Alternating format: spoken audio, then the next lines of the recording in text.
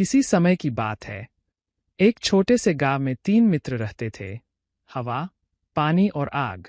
ये तीनों अपनी अनोखी शक्तियों के कारण गांव में बहुत लोकप्रिय थे। हर कोई इनकी मदद से अपना जीवन आसान बना रहा था।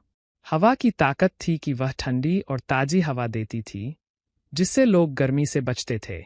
पानी की ताकत थी कि वह लोगों की प्यास बुझाता था और खेतों को सींचता था। आग की ताकत थी कि वह ठंड से बचाती थी और खाना पकाने में मदद करती थी। तीनों ही एक दूसरे के अच्छे मित्र थे और मिलजुल कर रहते थे।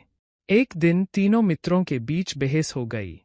हवा ने कहा, मैं सबसे ज्यादा महत्वपूर्ण हूँ, क्योंकि मेरे बिना कोई सांस नहीं ले सकता।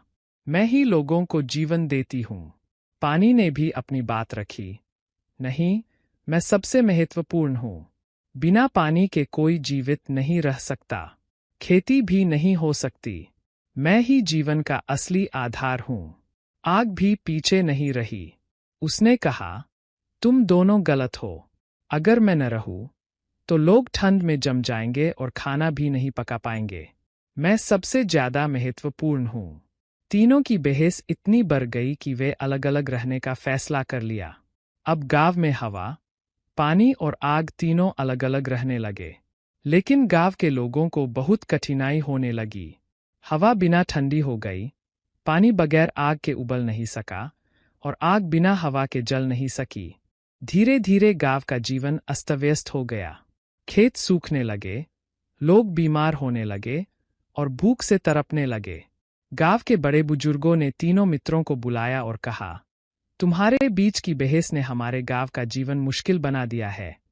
तुम तीनों की ताकतें तब ही सार्थक है, जब तुम एक साथ हो। यह सुनकर हवा, पानी और आग को अपनी गलती का एहसास हुआ। उन्होंने फिर से साथ रहने का फैसला किया और एक मंदिर का निर्माण किया, जिसे हवा, पानी और आग का मंदिर कहा गया। उस दिन के बाद से तीनों मित्र साथ रहने लगे और गांव में फिर से खुशहाली लौट आई। लोग इस मंदिर में आकर प्रार्थना करते और शुक्रिया अदा करते, क्योंकि उन्होंने सीख लिया था कि मिलजुल कर रहना ही सच्ची ताकत है।